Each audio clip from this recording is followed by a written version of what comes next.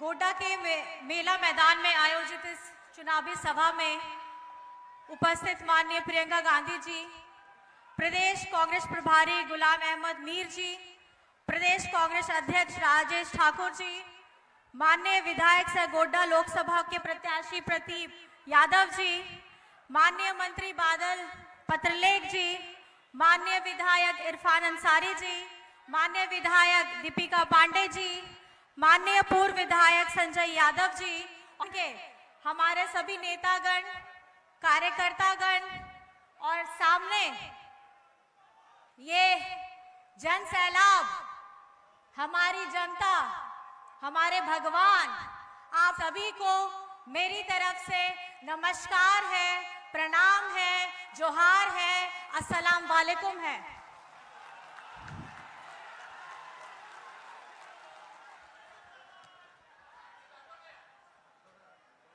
आपने अभी यहाँ जो ये चुनावी सभा में सबकी बातें सुनी हैं, मैं आपको ये आश्वस्त कराना चाहती हूँ, ये चुनाव जो अभी चल रहा है, मैं अपने हर मंच पे कहती हूँ कि ये चुनाव बीजेपी बनाम हमारी जनता का चल रहा है और हमारी ये जनता त्रस्त है और ये त्रस्त जनता के जो प्रत्याशी हैं, जो प्रतिनिधित्व कर रहे हैं इंडिया गठबंधन के, सिर्फ झारखंड में नहीं पूरे हिंदुस्तान में आप जितने प्रत्याशी और उम्मीदवार देखेंगे तो हमारी त्रस्त जनता का प्रतिनिधित्व करते हुए हमारे इंडिया गठबंधन के सारे प्रत्याशी खड़े हैं।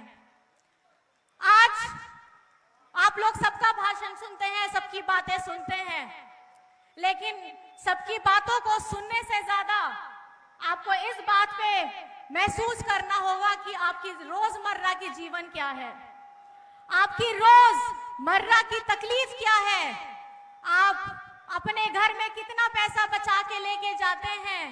महंगाई दर इतनी ऊंची है कि कितना भी कमा लीजिए घर में पहुंचते पहुंचते कम पड़ जाता है।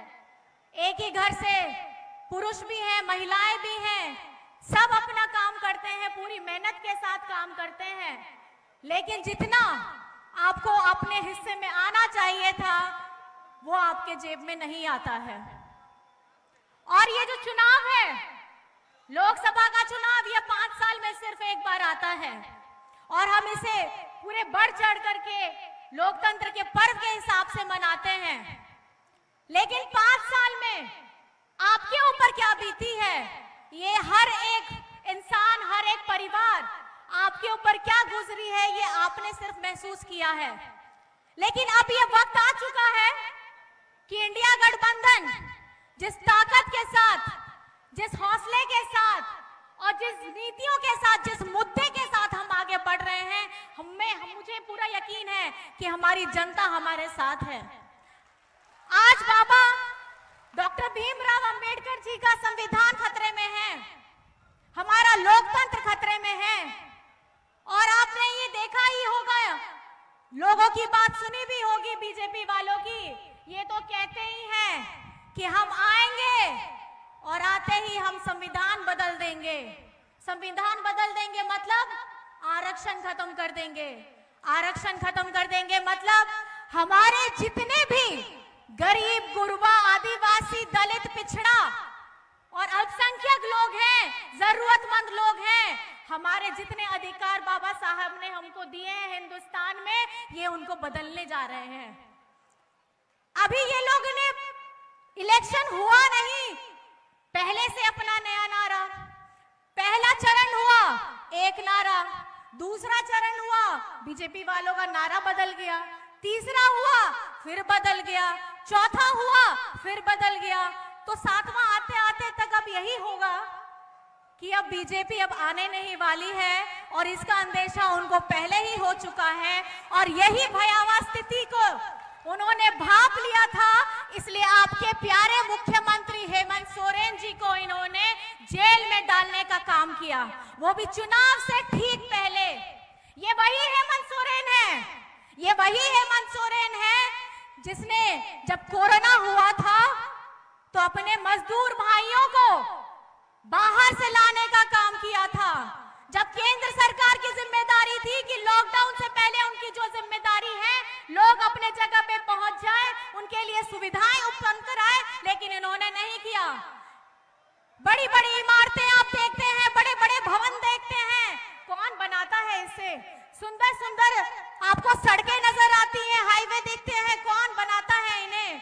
इन्हें मजदूरों की चिंता कभी नहीं हुई है। बीजेपी वाले हमेशा मजदूर विरोधी रहे हैं, हमेशा किसान विरोधी रहे हैं। और आपके इसी हेमंत बेटा ने, हेमंत बाबू ने, कोरोना के समय जब लॉकडाउन हुआ तो अपने मजदूर भाइयों को बसों से, ट्रेन से, हवाई जहाज से झारखंड लाने का काम किया है और उनको अपने परिवार से मिलाने का काम किया है। आज हमारे अन्नदाता, हमारे किसान दिल्ली के बॉर्डर पे अपना धरना देने आते हैं तो ऐसा भयावह स्थिति पैदा कर देते हैं, इतने बड़े बड़े लोहे के जाल बिछा देते हैं, कील लगा देते हैं, जैसे लगता है कि कोई बाहर से विदेशी हमला कर रहे हैं। ये हिंदुस्तान है, ये हिंदुस्तान है किसानों का, ये हिंदुस्तान है मजदूरों का, ये हिंदुस्तान है आदिवासियों का, ये हिंदुस्तान है पिछड़ों का, ये हिंदुस्तान है गरीबों का, ये हिंदुस्तान है अल्पसंख्यकों का, ये हिंदुस्तान है हर उस मजबूर व्यक्तियों का जिसका रखवाला अगर किसी को होना चाहिए था तो वो केंद्र सरकार का होना चाहिए था। लेकिन आज की ये जो परिस्थिति आपके सामने उत्पन्न हो रही है, वो परिस्थिति का अगर आपको लेखा जोखा मिले तो आप लोगों को प्रश्न बीजेपी वालों से पूछना चाहिए था। ये बीजेपी वाले लोग 2014 में जब इनको जनादेश मिला, इतने बड़े बड़े वादे करके आए कि किसानों की आय दुगनी करेंगे, 15 लाख खाते पे आएंगे, काला धन बाहर से आएगा, आपके खातों में 15 लाख आएंगे। मुझे तो लगता है कि बहुत लोग के अकाउंट में पैसे आ भी गए होंगे। आए आपके अकाउंट में पैसे? अरे देख लीजिए, आ गए होंगे। 10 साल पुरानी बात है, 10 साल पुरानी बात है, कुछ तो आया होगा। आया है? आप लोग हाँ बोल रहे हैं कि ना बोल रहे हैं? नहीं आया है। ये वही लोग हैं जो रोजगार की बात करते थे। 2014 में अगर सबसे ज्यादा वोट मिला है तो हमारे युवा वर्ग ने वोट किया है, और इसलिए किया था कि उनको लगा था कि हमारा भविष्य थोड़ा उज्जवल होगा, प्रकाशित होगा। लेकिन आज आप देख सकते हैं 10 साल हो गए, कहां गए वो बातें, कहां गए वो वादे जिनका भरोसा जीत करके, हमारी जनता का भरोसा जीत करके इन्होंने कहा था कि हम भारत को सुदृढ़ करेंगे, आगे बढ़ाएंगे। मुझे लगता है भ्रष्टाचार की बात ये लोग करते हैं, जितने बड़े बड़े ये लोग हम लोग के ऊपर में उंगलियां उठाते हैं, जितने दागीदार नेता हैं, सब आज बीजेपी में जाके बैठे हुए हैं। मैम ने जैसे कहा, प्रियंका मैम ने जैसे कहा कि जहां पे ईडी वाले वही जाते हैं, चंदा दे दो सब केस खत्म हो जाएगा। हाँ, आपने सही कहा, वही ऐसा मशीन है जिसमें से आप पार हो जाए, सारे आपके साफ सफाई सब हो जाएंगे, एक भी दाग आपको नजर नहीं आएगा। और आप लोगों ने तो सुना ही होगा, जितना ज्यादा बड़ा भ्रष्टाचारी इनकी पार्टी में जाके बन जाते हैं, उतने बड़े पदाधिकारी। लेकिन ये लोग अपनी बातें, अपनी उंगली हमारे ऊपर, इंडिया गठबंधन के ऊपर उठाते हैं, लेकिन भूल जाते हैं कि बाकी की उंगलियां आपके ऊपर ही जा रही होती है। और मैं ये कहना चाहती हूं हमारे यहाँ गोड्डा के लोगों को कि आप लोगों ने अभी वर्तमान में जो बीजेपी के उम्मीदवार हैं, उनका व्यक्तित्व तो देख ही लिया होगा। उनके इतने बड़बोलेपन हैं कि हमारे कांग्रेस की चाहे महिला विधायक हो, दीपिका पांडे जी हो, बादल पत्रलेख जी हो, इनके ऊपर में भी कैसे अपशब्द बातें करते हैं। और ये एक सभ्य समाज में ऐसे व्यक्ति को कभी भी इतने बड़े जगह में होना नहीं चाहिए। और इस बार ये चुनाव आप लोगों को करना है। जो व्यक्ति एक महिला का इज्जत नहीं कर सकता, जो व्यक्ति एक जनप्रतिनिधि का इज्जत नहीं कर सकता, तो आप बताइए कि एक आम जनता को वो किस देखेगा। ये आज आपको निर्धारित करना है कि इस बार का ये जो चुनाव होना है, हमारे इंडिया गठबंधन के प्रत्याशी बड़े भाई हैं प्रदीप भैया जी को आपको जिताना है। यहाँ 1 जून को मतदान होगा, क्रम संख्या 2। आपको भारी मतों में इनको विजयी बनाना है, क्योंकि मैं आपको कह देना चाहती हूं, अगर आप इनको, प्रदीप यादव जी को, बड़े भैया को अगर आप जिताइएगा तो आप झारखंड के मुद्दों को जिताइएगा। ये वही विधायक है जो विधानसभा में जिनकी आवाज दमदार तरीके से गूंजती है, अपने झारखंडियों की आवाज दमदार तरीके से गूंजती है। तो मुझे लगता है कि अब संसद की भी बारी आ गई है और हमारे जब ये सांसद बन करके जाएंगे तो झारखंड के जो अपने मुद्दे होंगे उनको प्रखरता के साथ आगे बढ़ाएंगे और इसका आशीर्वाद आप लोगों को देना है। आप वहीं से बैठ करके अपने दोनों हाथों को खड़ा करके आप आशीर्वाद दीजिए अपने बेटे को, अपने भाई को, अपने दादा को, कि आपको पूरा आशीर्वाद देना है। आप लोग सब लोग वहीं से आशीर्वाद दीजिए, विजयी भाव का आशीर्वाद दीजिए।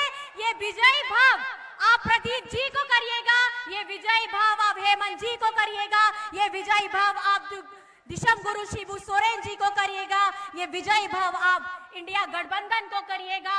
इंडिया गठबंधन की अगर सरकार बनती है दिल्ली में आपके आशीर्वाद से, तो मुझे लगता है इंडिया गठबंधन का मतलब होता है महिलाओं के खाते में 8,500 रुपए प्रति माह आना। इंडिया गठबंधन की सरकार बनती है तो मुझे लगता है आप लोगों को ये सुनिश्चित करना है 5 किलो का जो वादा किया गया है, 5 किलो का अनाज 10 किलो होगा। इंडिया गठबंधन की जीत का मतलब बनता है आदिवासी धर्म कोड की नीति को लागू करना। इंडिया गठबंधन की जीत का मतलब होता है पिछड़ों के लिए 27% का आरक्षण लागू करना। इंडिया गठबंधन की सरकार का मतलब होता है कि हमारे जितने भी युवा हैं, खाली पद खाली पड़े हैं, उनको भरने का काम करेगी। इंडिया गठबंधन का मतलब होता है हमारा ये सुंदर हिंदुस्तान आगे बढ़ेगा, अपने सब बच्चों के आगे बढ़ा करके, उनकी शिक्षा में आगे बढ़ा करके, महिलाओं को अपनी भागीदारी दे करके, अपने भाइयों को, युवा भाइयों को सही जगह में नौकरी दे करके, मुझे लगता है ये वादा आपको अपने साथ करना है। और आप लोग हमेशा एक नारा देते हैं, आप लोग हमेशा अपने हेमंत सोरेन दादा के लिए एक नारा देते हैं, जेल का ताला टूटेगा, देते हैं ना? तो जो ताले की जो चाबी है वो चाबी है आप लोग, आपका एक एक वोट चाबी है।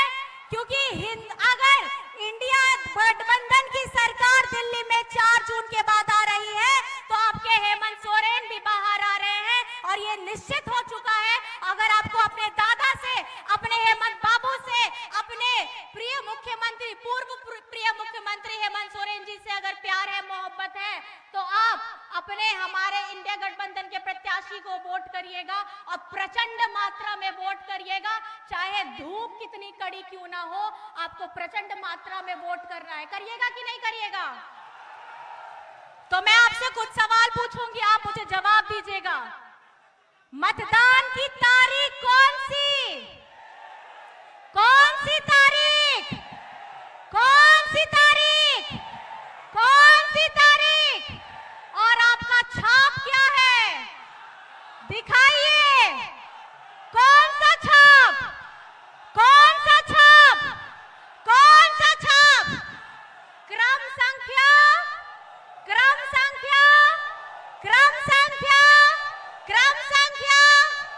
और ये जीत सुनिश्चित करनी है आपको, और इस जीत को सुनिश्चित करने के लिए आपने आज जिस जोशीले अंदाज में यहां दिया है, उसी तरीके से ईवीएम मशीन का भी बटन दबाइएगा और हमारे इंडिया गठबंधन के प्रत्याशी को वोट करके इंडिया गठबंधन दिल्ली आ रही है, हम दिल्ली आ रहे हैं।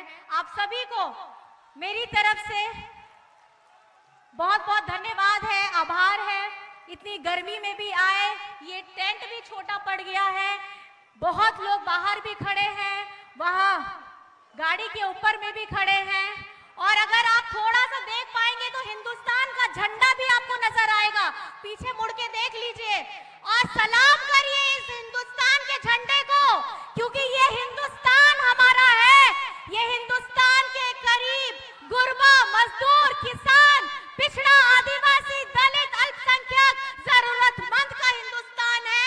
ये हिंदुस्तानी हम लोग हैं, और मुझे लगता है आप लोगों का आशीर्वाद इंडिया गठबंधन को जरूर मिलेगा। मेरी तरफ से बहुत बहुत जोहार है, प्रणाम है और सलाम है।